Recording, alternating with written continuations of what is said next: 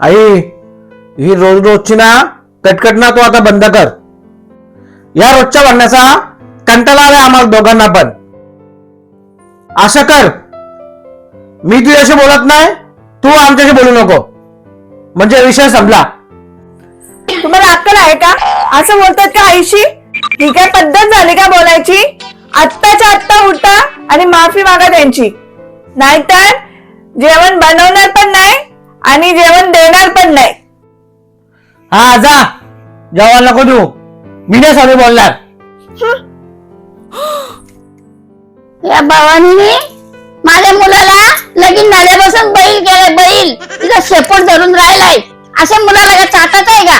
या भावानी माझ्या मुलावर दादू टोना केला वाटतं.